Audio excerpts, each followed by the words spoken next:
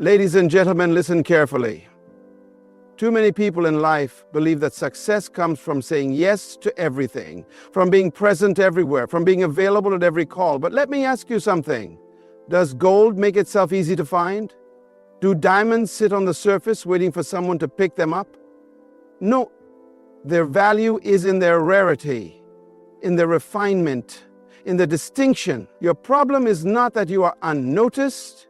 Your problem is that you have made yourself too common. You have confused accessibility with importance. And today I want to shake your mindset, because true impact in life comes not from being everywhere, but from being valuable. Listen to me carefully. One of the greatest mistakes you can ever make is believing that your significance is measured by how many people have access to you.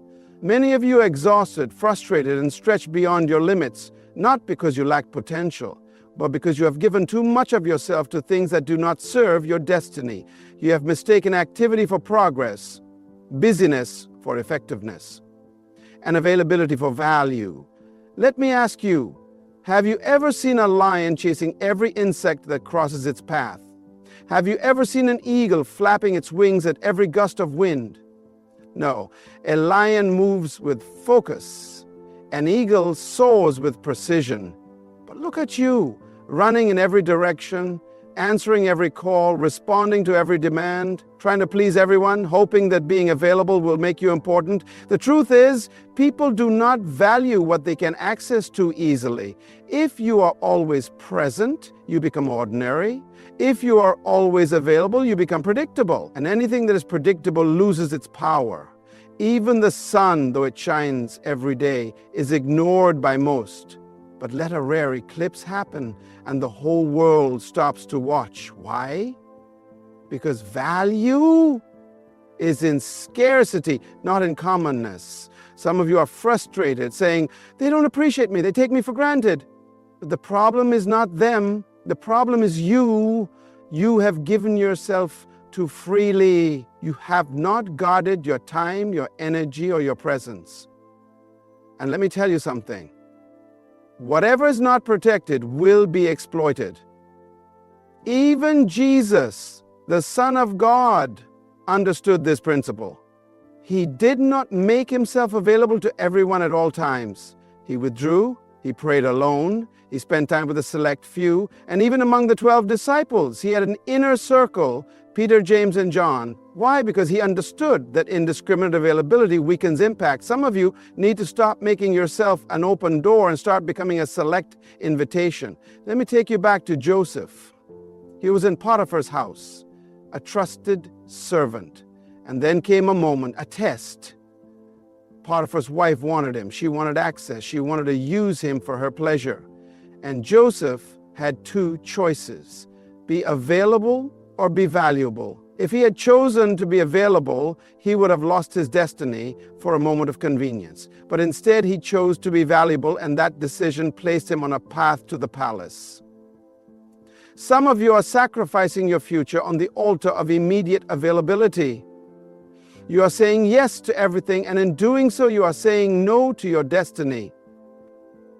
Every yes you give to something unimportant is a no to something critical. Every time you make yourself accessible to distractions, you are closing the door on your own greatness. Wake up. You were not created to be common. You were not designed to be everywhere at all times. You must guard your presence. Choose where you invest your energy. Not every call deserves an answer. Not every opportunity is your assignment. Not every invitation requires your presence. If you do not take control of your availability, people will waste your life for you. From this day forward, stop chasing recognition through presence and start building your worth through refinement. Because the truth is, the world does not chase what is always available. It chases what is truly valuable. We live in a world where people believe that visibility equals value. They think that if they are not constantly seen, constantly in the spotlight, constantly in front of people, then they are not progressing. But that is a dangerous deception. A seed is never seen while it is growing. A tree does not sprout overnight. A foundation is buried deep in the ground before a building ever rises. The most valuable things in life are prepared in private before they are revealed in public. And yet, so many of you are desperate for exposure before you have built substance. You want to be recognized before you are ready. You want to be called great before you have done the work. But let me tell you something. What is revealed too soon will be destroyed too quickly. Do you know why God hides you before He promotes you? Because greatness must be developed in the dark. Before David ever held a throne, he held a slingshot in the wilderness. Before Joseph ever sat on the throne of Egypt, he was locked in a prison. Before Moses ever led millions, he spent 40 years in the desert. And before Jesus ever started his ministry, he spent 30 years in obscurity preparing. The problem is, many of you despise the season of preparation. You are frustrated because no one sees you. You are impatient because your gift has not yet been recognized. But let me ask you, do you want to be seen too soon and fail? Or do you want to be prepared fully so that when you are seen, you stay? A student locked in a library is not wasting time. He is investing in knowledge. A runner training in isolation is not being ignored. He is being conditioned for victory. A musician practicing behind closed doors is not being overlooked. He is sharpening his skill. The question is, are you willing to be hidden so that when your time comes, you will be ready? So many people today crave attention, but attention is not the same as anointing. The fact that people know your name does not mean you are valuable. Popularity does not equal power. Fame does not equal fulfillment. If you rush to be seen before you are ready, you will crumble under the weight of exposure. You must first develop in private what you want to sustain in public. Even Jesus understood this. Do you realize that the Son of God himself did not start his ministry until he was 30 years old? Why? Because even he needed preparation. If Jesus had to grow in wisdom before he stepped into his calling, what makes you think you can skip the process? What makes you believe you can be effective without being equipped? You must shift your mindset. Stop seeking attention and start seeking refinement. Stop chasing the spotlight and start embracing the process.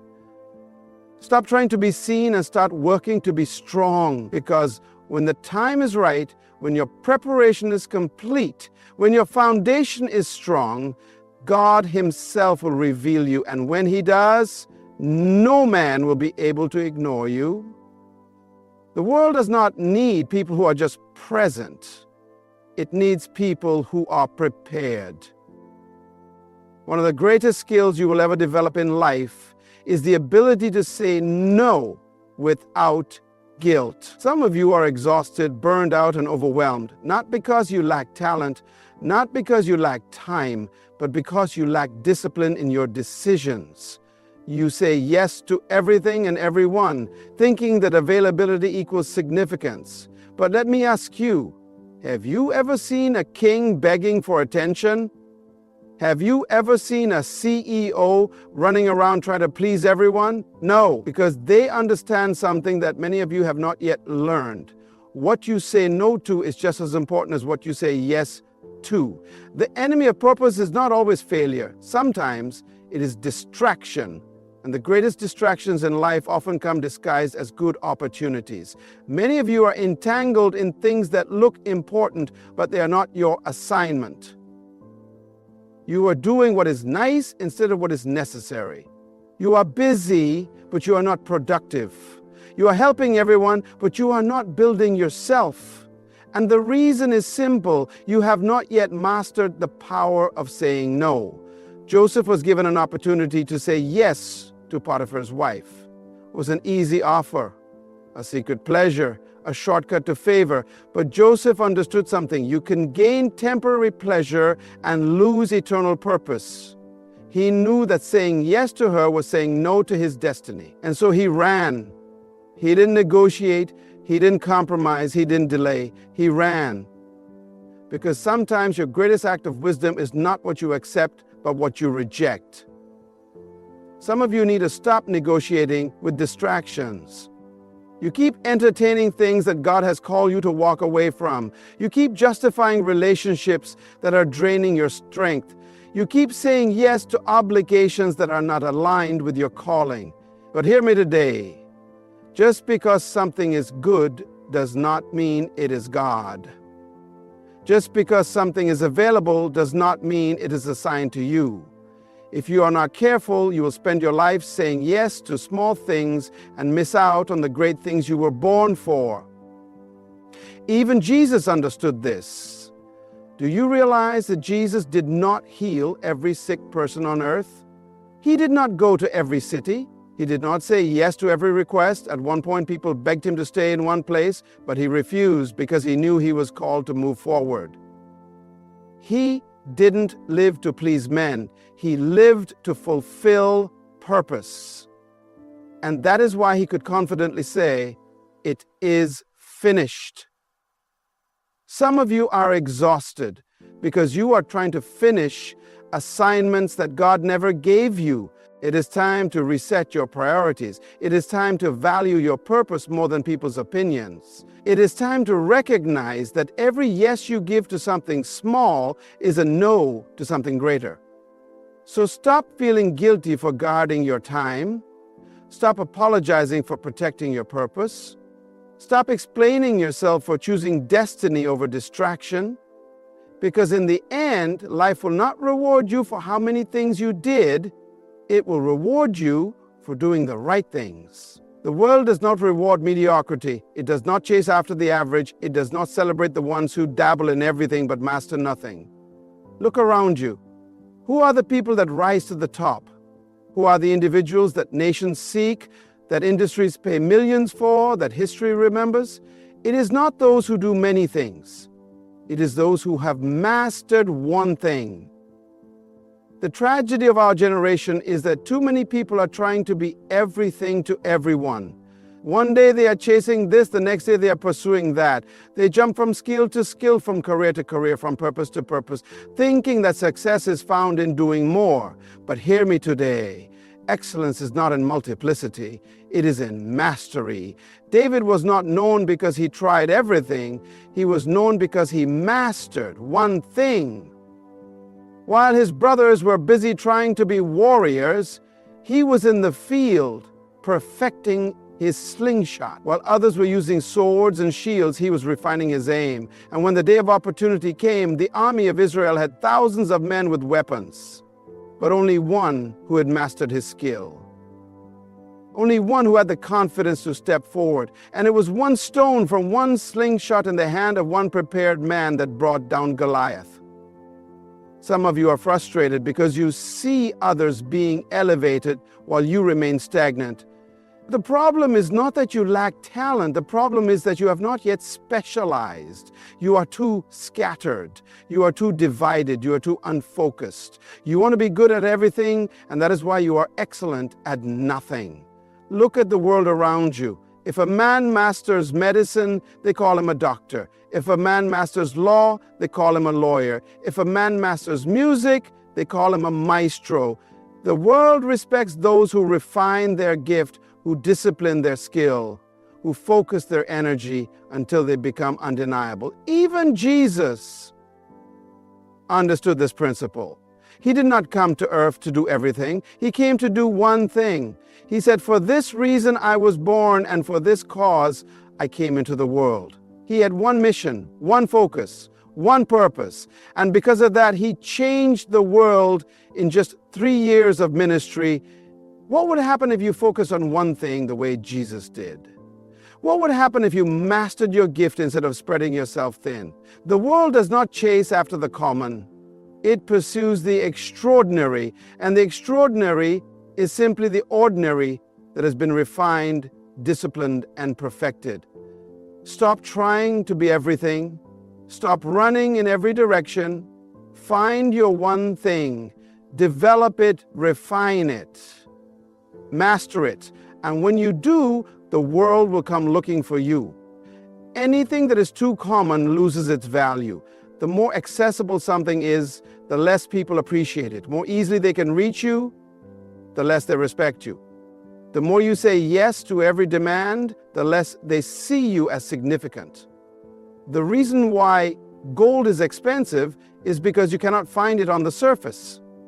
It must be discovered. The reason why diamonds are priceless is because they are hidden, waiting for those who are willing to pay the price to mine them.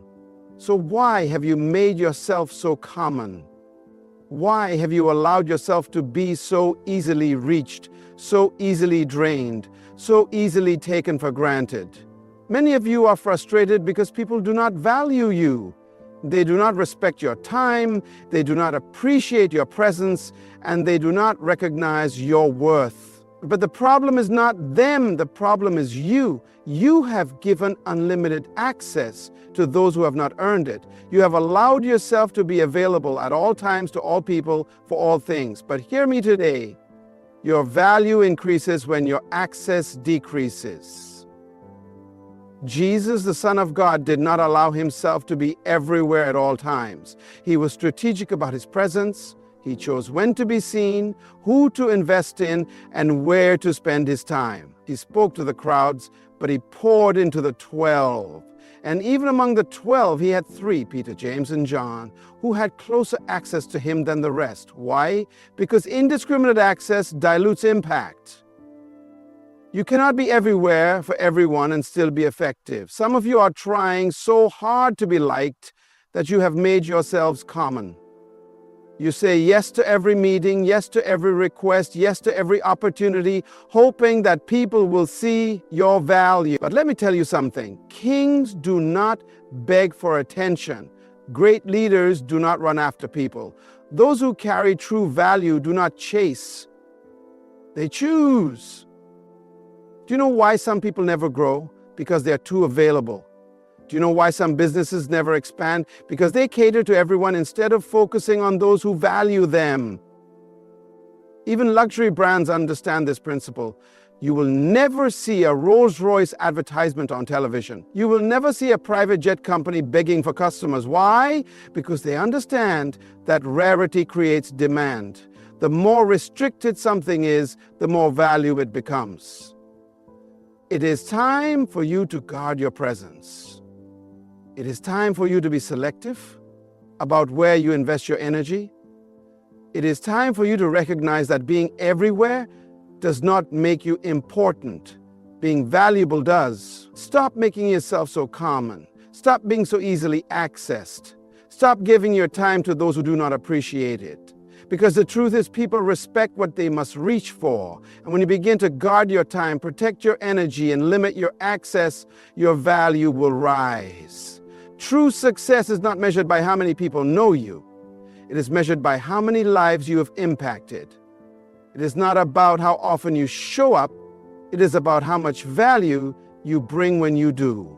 Too many people spend their lives trying to be seen, trying to be noticed, trying to be in every room, every meeting, every event, hoping that their presence alone will make them significant. But hear me today. It is not your presence that makes you valuable. It is what you carry.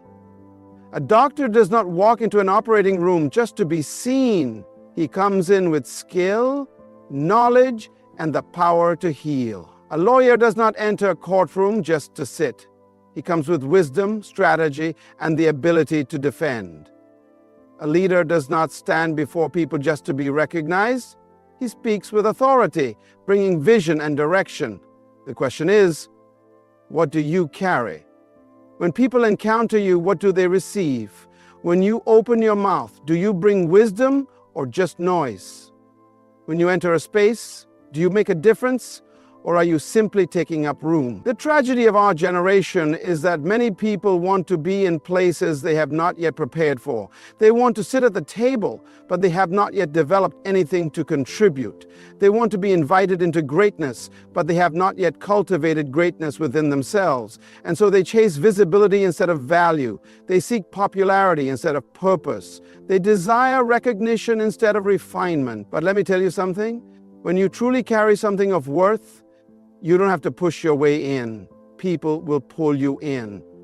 Joseph was not looking for Pharaoh. Pharaoh was looking for Joseph. Why? Because Joseph had something of value. He carried wisdom, solutions, and strategy.